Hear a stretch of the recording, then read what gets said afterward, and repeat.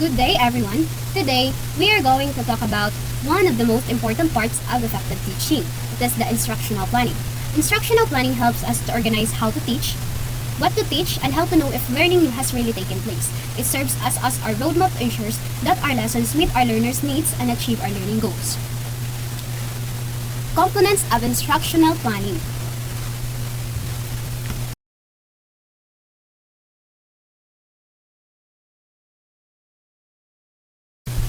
Objectives. At the end of the lesson, learners are expected to first describe to a colleague your typical instructional planning process. Second, identify events that must be included in an instructional plan.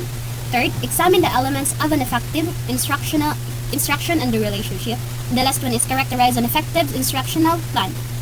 These are our goal for today. By understanding this, you will be more prepared to design lessons that are clear, meaningful, and engaging for your students.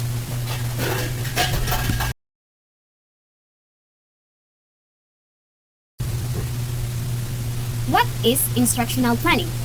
It is a systematic selection of educational goals and objectives under design for use in the classroom or in teaching. Instructional planning is the systematic process of selecting educational goals and objectives and deciding how to teach and assess them. In simple terms, instructional planning is our teaching blueprint. It answers three important questions. First, what do I want my student to learn? Second, how will I teach? And the third one is, how will I know they learned it?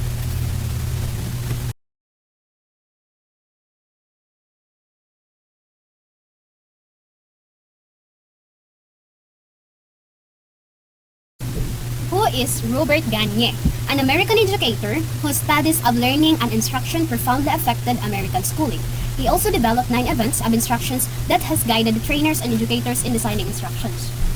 Robert Gagne proposed 9 events that guide effective instructions. These steps help teachers organize lessons from start to finish. For example, before teaching, we must first gain the learner's attention, tell them what they will learn, and help them recall prior knowledge. Then we present the content, give practice, provide feedback, and finally assess learning.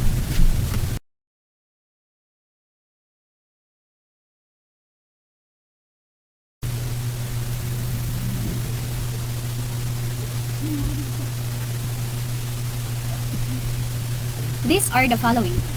When we say reception, it means we're gaining attention. When we say expectancy, it means inform learners of objectives. When we say retrieval, it means stimulate recall of prior knowledge. When we say selective perception, it means present the content. When we say semantic encoding, it means we are providing learning guidance.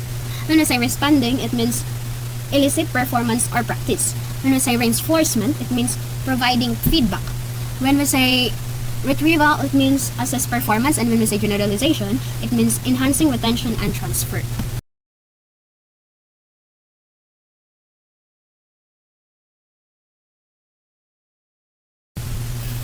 Instructional planning consider as first, continuous process. This process is ideally done before a lesson, unit, quarter, or semester, or school year. Next is setting curricular goals students should attain. Teacher attempts to organize the process or lesson plan.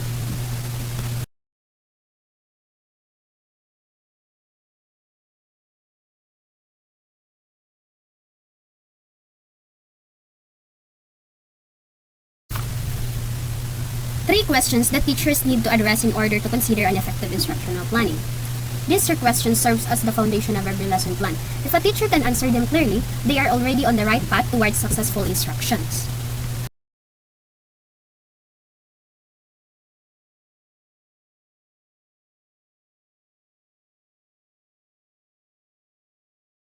These are the 3 questions. First, what should be taught? Second, how should it be taught? And the third one is, how should instruction and students' learning assessed?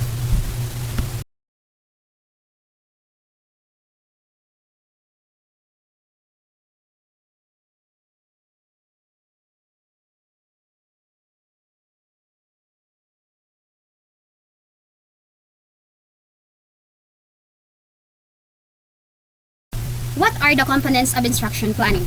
Instructional planning domains involves the following steps. First, deciding what to teach. Designing instructions that specific to the exact needs and abilities of students to use their strategies and text and ensures the individual learning style. These are the 5 steps under deciding what to teach. First, assessing the student's skills and knowledge. Second, analyze the instructional task. Third, establish a logical instructional sentence. Fourth, consider the classroom elements that may affect instructions. And the last one is identify gaps between actual and exposed performance. In this stage, we can plan what content to teach. We start by checking what students already know, then choose appropriate topic. Arrange them in order and make sure they fit our available time and materials.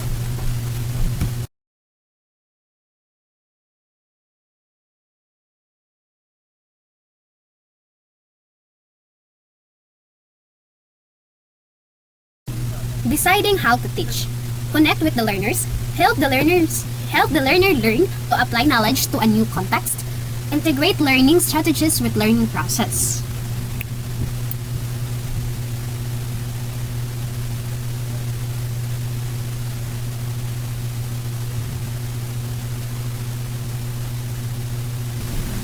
Four steps under deciding how to teach. First, set instructional goals. Second, set instructional methods and materials. Third, pace instructions appropriately. And the fourth one is monitor performance and pre-plan instruction. This part focuses on teaching methods. Student we use discussion, demonstration, and group work. How fast or slow should we go? Great teacher adjust their methods depending on how students respond.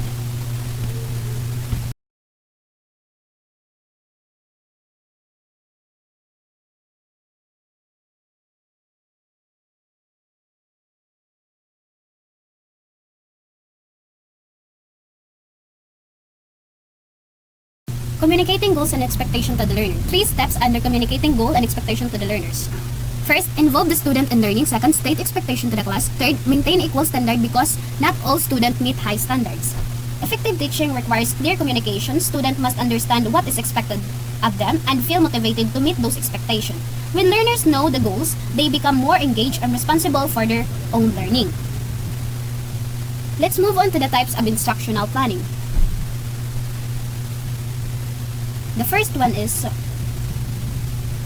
long-range planning. When we say long-range planning, it is planning for the whole year. Types of instructional planning. Curriculum mapping. The process of determining when you will teach each topic or concept. Include a particular grade level, topic, and content. Curriculum guide, teacher's most important tool in long-range planning.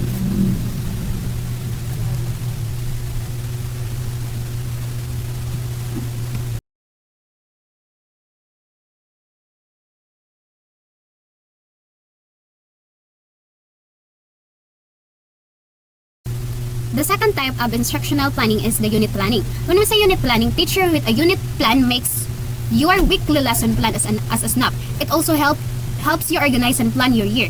Types of instructional planning. Start with your planning with essential questions. First, before you even start your unit plan, you probably already have an idea of what it will be about. Second, you may want to be required to begin with the essential questions for your unit. Listen open-ended questions.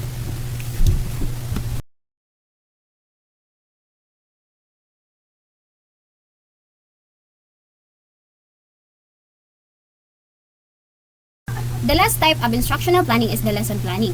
A lesson plan serves as a guide that teachers uses every day to determine what student will learn, how the lesson will be taught, and as well as how learning will be evaluated. Lesson plans enables teachers to function more effectively in the classroom by giving a detailed outline that they adhere to during each.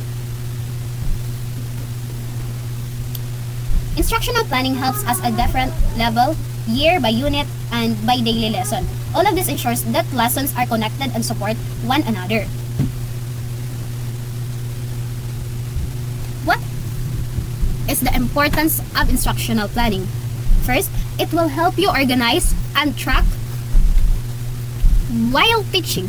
Having an instructional planning can be used as your instructional strategies, resources, and data during the planning process to address the diverse needs of students, thus allowing you to teach more and developing effective learn lesson. Learn lesson.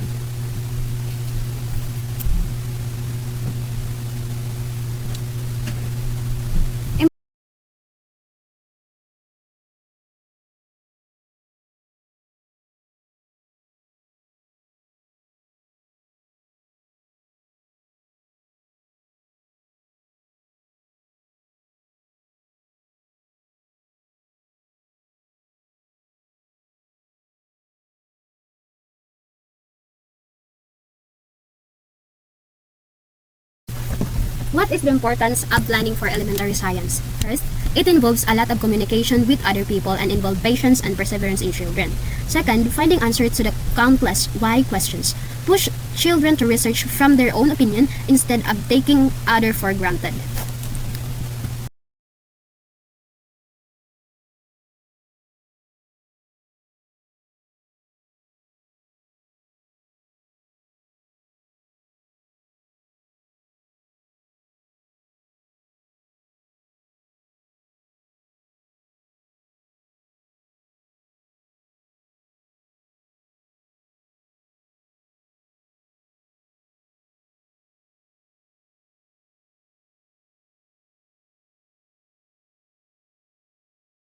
Let's move on to the post-activity.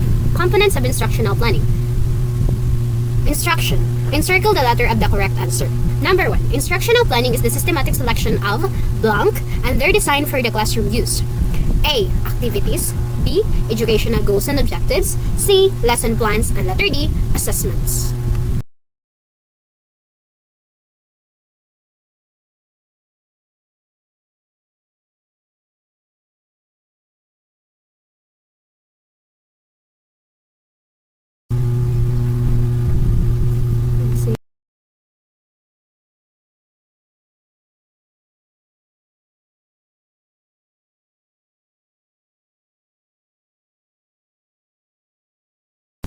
Number 2.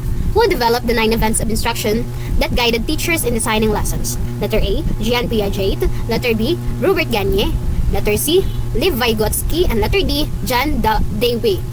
Number 3. Which of the following is not one of the 3 main questions teachers must address in instructional planning? A. What should be taught? B. How should it be taught? C. Why should it be taught? And letter D. How should learning be assessed?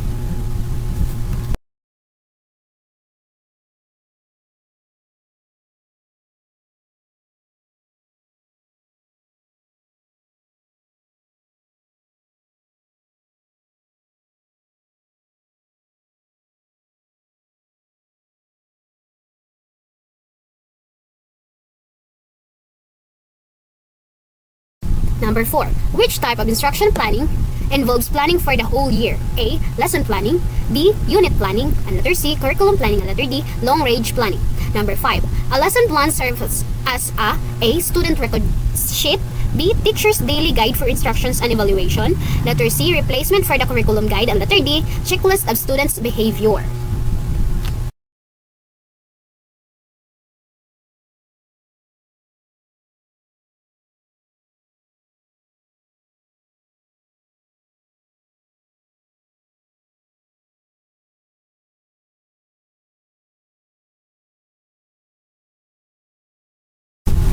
And that is my lesson.